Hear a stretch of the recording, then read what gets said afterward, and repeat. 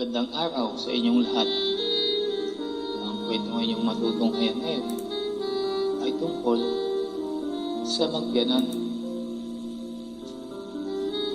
Tay, bakit hindi nyo pa kinakain ang pagkain nyo? Hindi kasi ako makanguya. Masakit ang pangako. Baka kung ano na mangyari sa iyo niyan, Tay.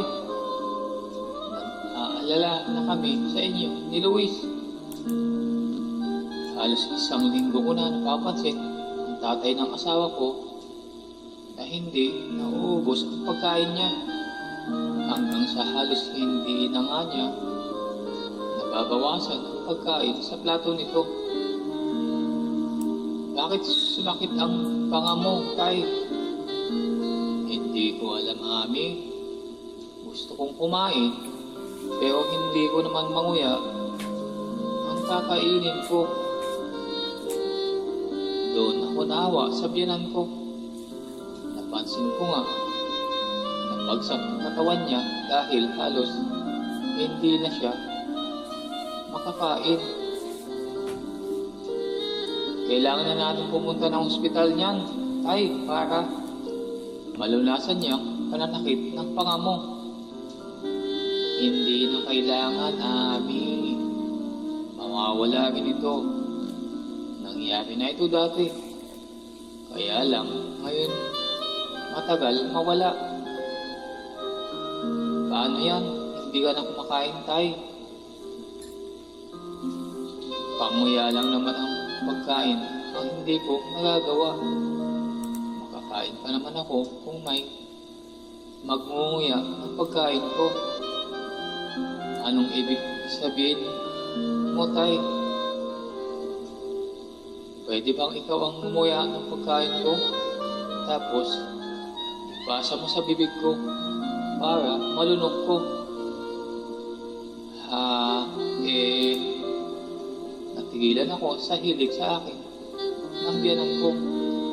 Gusto niya ako ang kumain ng pagkain niya para nguyain ko.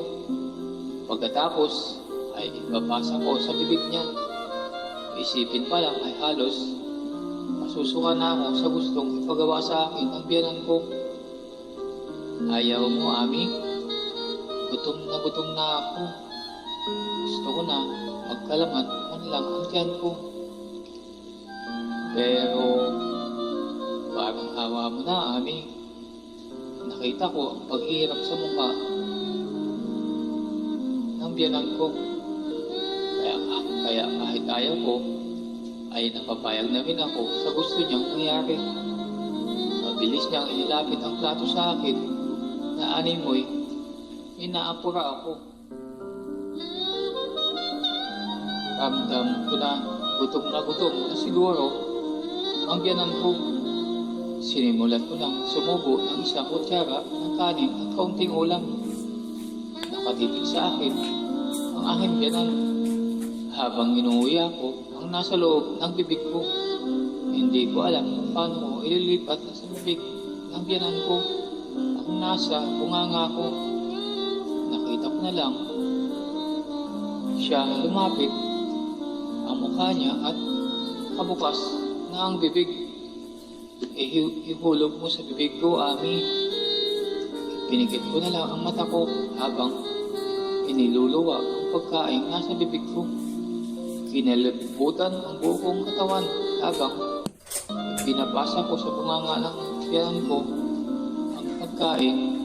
Ginuya ko para akong susukak sa ginagawa ko.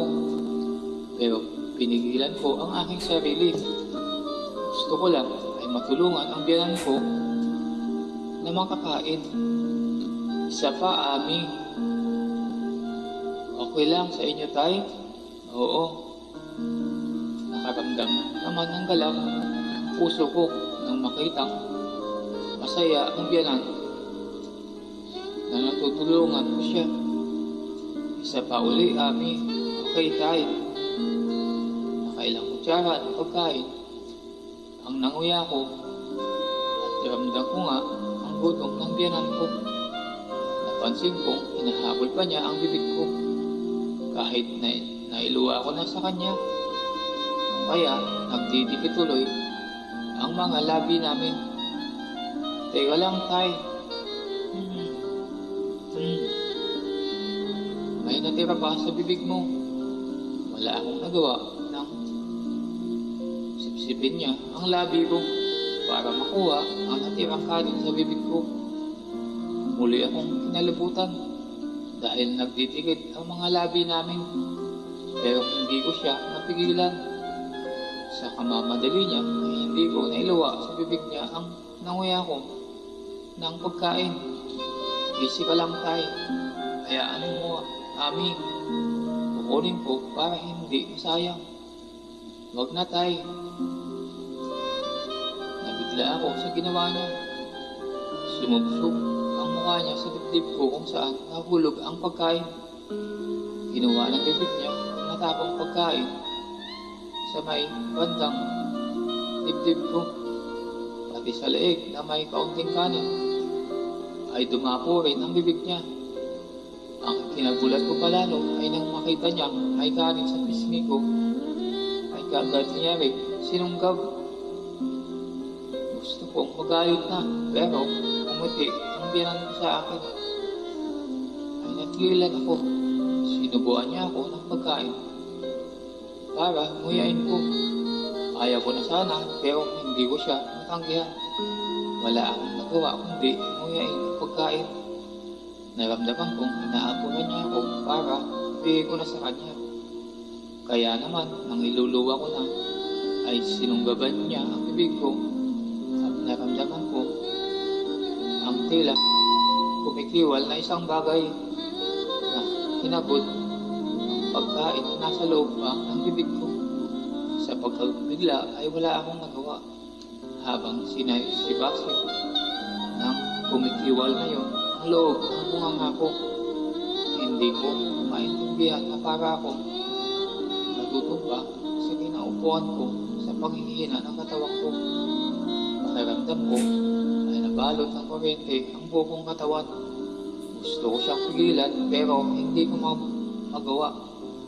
Nakabuka lang ang bunganga ko habang kinukuha ng bibig niya ang pagkain. Hinuya ko.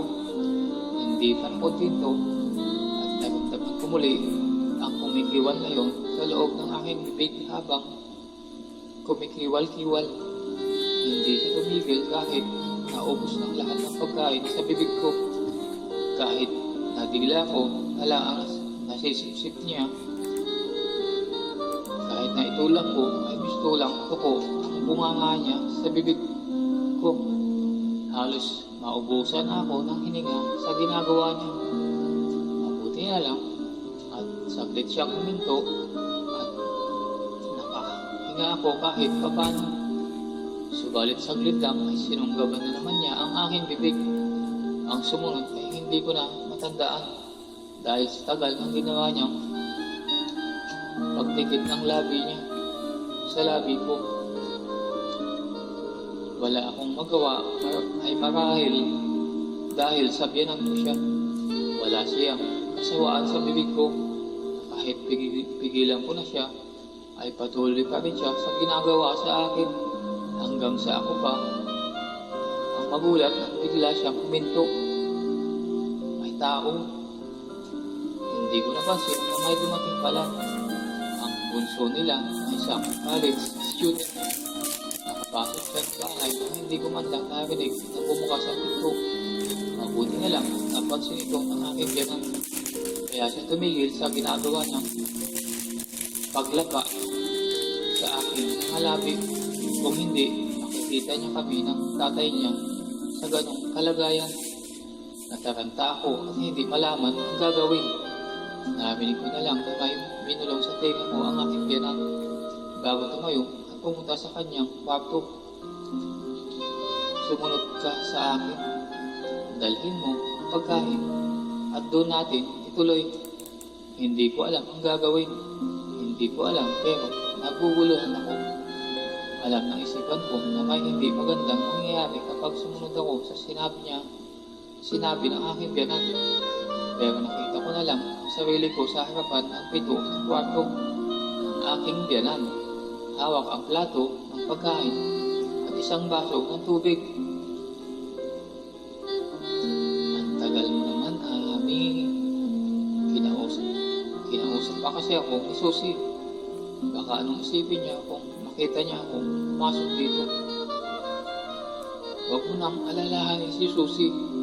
Magkukulong lang naman yon sa kwarto niya para mag-review. Halika dito.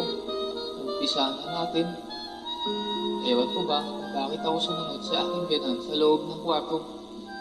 Natatakot ako sa maaaring mangyari.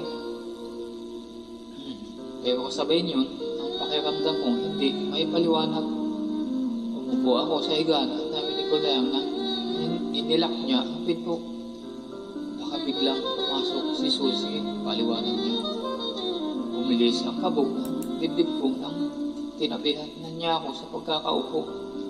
At binulungan, umpisahan ko na ang pagnguya sa pagkain nasa plato na hawak ko. Sumubo na nga ako ng isang kutsara ng pagkain at sinimulang nguyain habang nakatitig siya sa akin. Hindi ko malubos na nangunguya nang lumapit ang mukha niya sa akin. Dumikit ang bibig niya sa bibig ko at wala na akong nagawa kundi iluwa sa kanya ang pagkain nasa bibig ko. Kagaya kanina ay halos kagat niya ang labi ko sa kagustuhan niya makuha lahat ng nasa loob ng bunganga ko. Kinuha niya ang hawak ko pang plato at inilagay sa sahig habang patuloy ang pagsibasib niya sa akin. Ramdam ko ang panggigil niya hanggang sa matumba ako at mapahiga. Pero hindi tumigil sa paglapa sa bibig ko kahit paano pigilan mo siya. Wala na naman akong magawa kundi ang hintayin siyang matapos at simutin ang mga natitira pang pagkain sa bibig ko. Pero kahit alam kong nasimutan niyang lahat, ay patuloy pa rin siya. Hanggang napansin ko na lang na pati ang liig ko ay marahang kinakagat-kagat niya.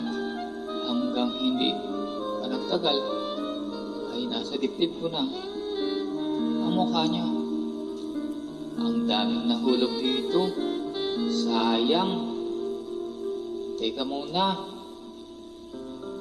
Nakita ko na lang at tinatanggal na niya pagkakaputones ng suot kong damit at huli na nang may taas na niya ang aking panloob at lumabas ang mga melon na tinatago ko. Tinangka kong pigilan siya. Pigilang sunggaban ang tila pasas na nasa dulo ng aking mga melon. Napapikit ako nang maramdaman ang pagtuka niya sa aking melon. Hindi ko alam kung paano siya pigilan. Wala akong magawa kundi tingnan siya habang nagpapasarap sa mga melon. Nakatingin lang ako habang nagpapalit-palit siya sa dalawa kong melon sa pagtuka. Minsan ay babalik sa labi ko pagkatapos ay muling babalik sa mga melon. Hindi ko alam kung bakit hindi ko siya mapigilan. Magulong-magulo ang isipan ko sa mga nangyayari.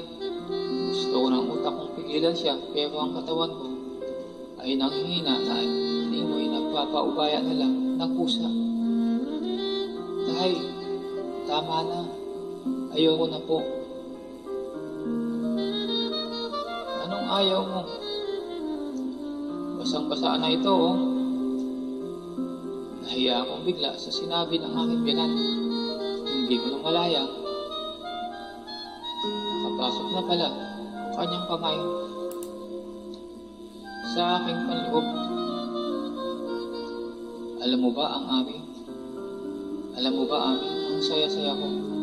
Akala ko ay wala na itong pag-asang maghumindig. Nagulat lang ako sa ipinakita niya sa akin. Nakalabas na pala ang baon niyang pipino na matigas at mahaba. Pinasok sa loob ng pajama bago Philip na idinikit at pinahawak sa akin ang kanyang baong pipino. Para akong naparente at biglang lalong nanghina ang dumikit ang kamay ko sa baon niyang pipino. Kaya naging sunod-sunuran na lang ang kamay ko na tuluyang mahawakan ng buo kanyang baon. Lalong nagulo ang isipan ko sa mga nangyayari. Pero tumatak sa diwa ko kung gaano katigas at kahaba ang hawak ko. Para kung may hawak na bakal na sobrang katigasan nito. Tay, magagalit ang anak mo pag nalaman niya ang ginagawa mo sa akin. Magagalit lang yan kapag sinabi mo sa kanya. Hawak pa rin niya ang kamay kong hawak ang kanyang pipino at inumpisa niya itaas baba ito. Kasunod niyon ay muling bumalik sa labi ko ang bibig niya at ramdam ko ang nag-aalab na masiil niyang pagtuka. Hindi ko na namalaya. Sumasabay na pala ako sa pagsibasib niya sa bunganga ko at ang kamay ko na hawak ang baon niyang pipino ay kusa ng gumagalaw pataas at pababa. Natatakot ako, Itay. Huwag kang mag-alala, amin. Akong bahala sa'yo. Matagal kami nagtupaan ng aking biyanan.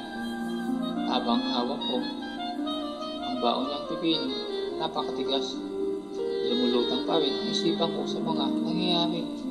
Pero parang natanggap ko na sa mga oras na yon kung ano ang nais gawin sa akin ng aking biyanan. Matagal bago naghiwalay ang mga labi namin dahil sa pagtutupaan. Nakatingin lamang ako sa kanya nang lumuhod siya sa pagitan naming dalawa habang hinihintay ang sunod niyang gagawin. Hindi nga ako nagulat nang hawakan niya ang magkabilang nagilira ng suot kong mga pambaba.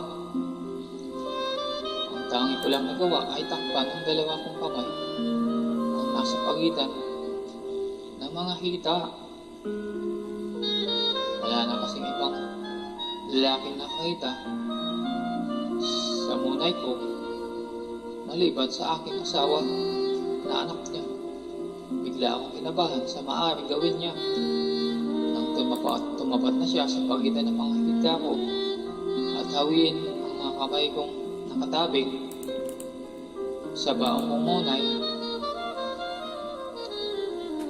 isipin pa lang ang gagawin niya ay nagpakilabot na kagad sa buong kong katawan at hindi pa man ay parang akong nakuryente at nagtayuan ang mga balahibo ko sa buong katawan. Walang kaalam-alam ang aking biyanan kung paano katindi ang kiliti sa parteng iyon ng aking katawan.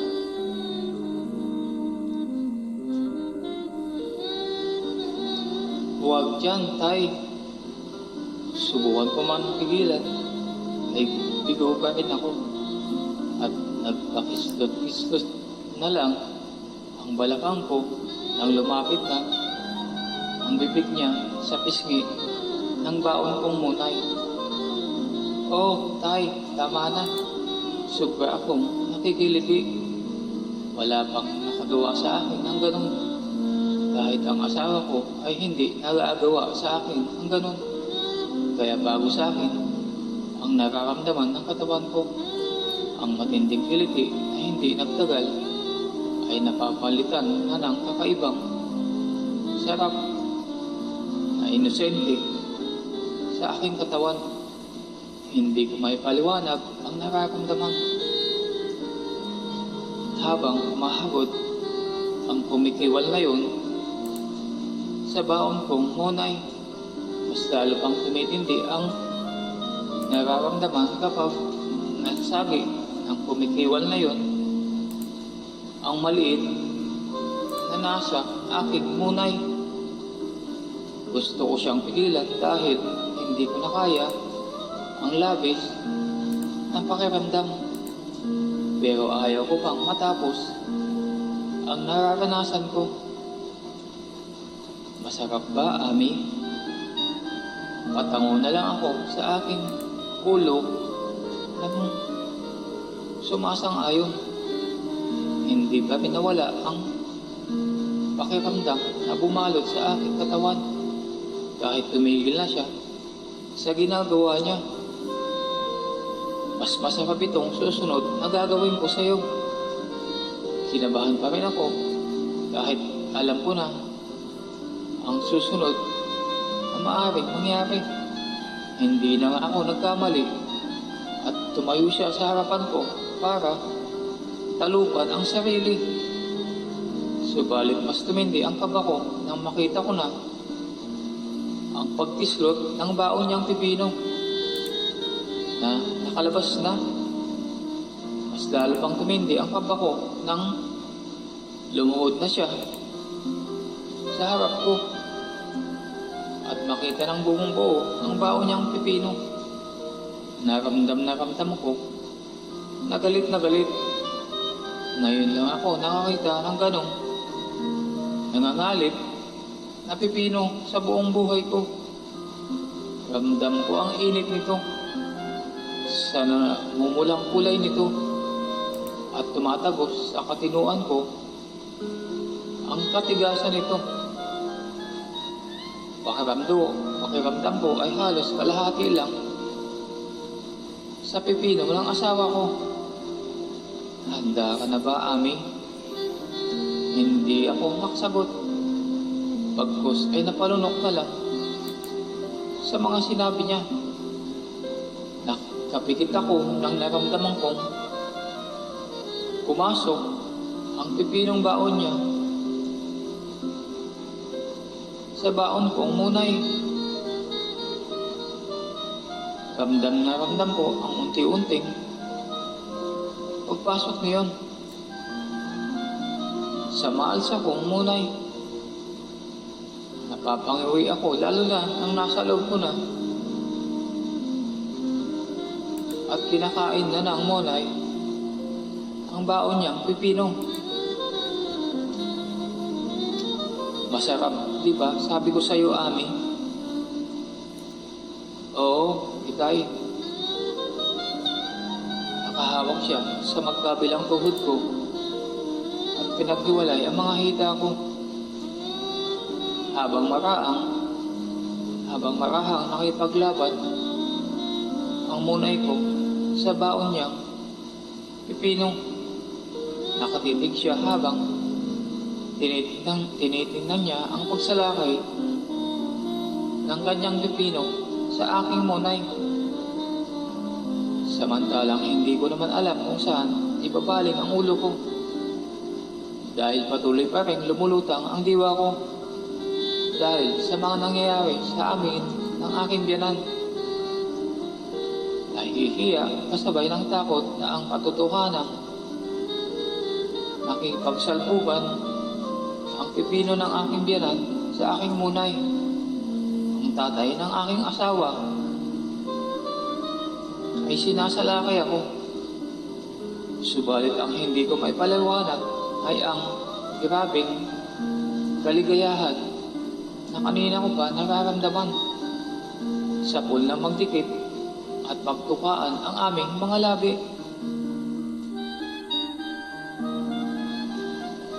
Tuluyan na ngang nakipagsalpukan ang baong pipino ng aking biyanan sa aking maalsang munay.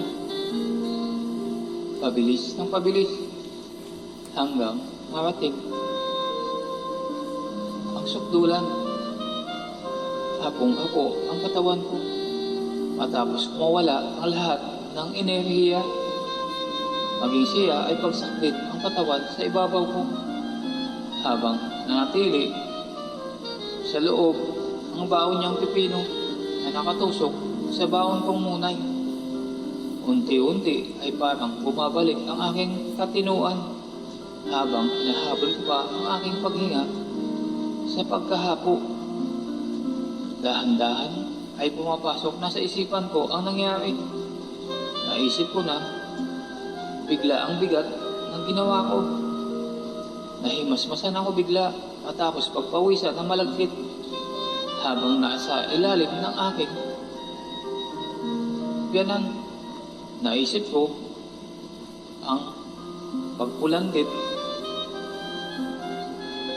ng sabaw pinakawalan niya sa akin ay magbubunga ng isang malaking problema. Kaya naman hindi ko mapigilang hindi mapaiyak. Matapos magbalik tanaw ng diwa ko sa naganap sa amin ng aking biyanan.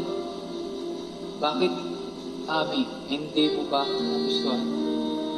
Gusto kong sapalin ang aking biyanan. At naisipan niyang itanong sa akin ang ganun. Pero nakakatanda siya sa akin at ama siya ng aking asawa. Kaya wala akong nagawa kundi ang patuloy na umiyak. Bakit nga umiiyak, Ami? May nagawa ba akong hindi maganda? Nagawa pa niya ako uling tanungin ng ganun. Matapos niyang salakayin ang aking monay. Ako na asawa ng anak niya. Pero ang totoo ay galit ako sa aking sarili dahil wala akong nagawa para pigilan siya.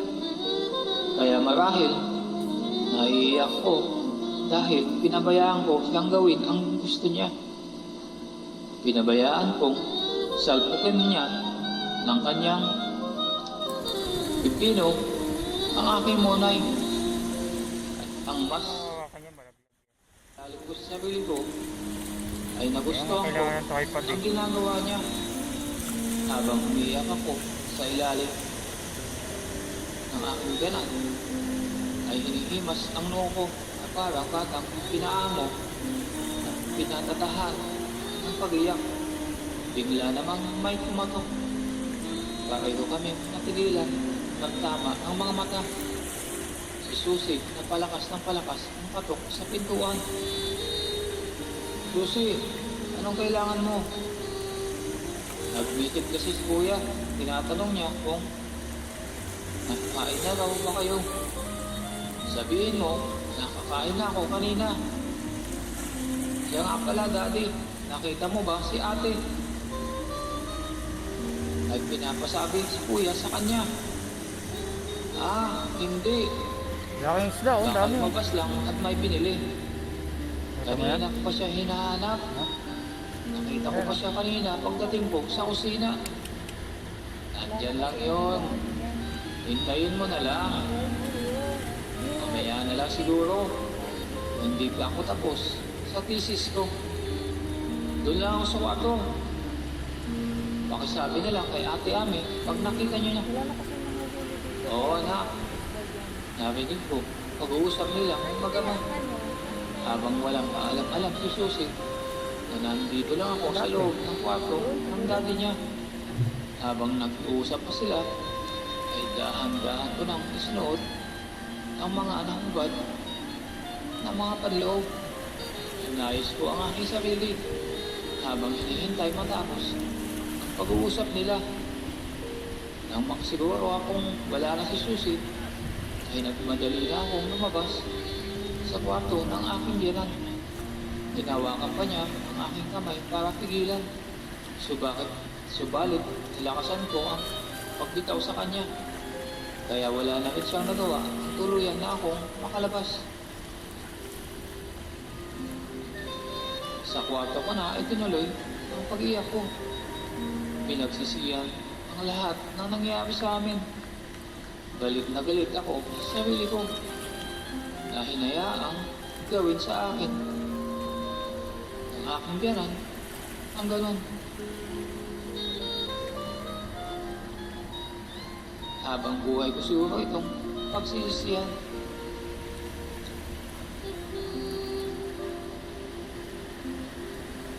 Hanggang dito na lang ang ating kwento.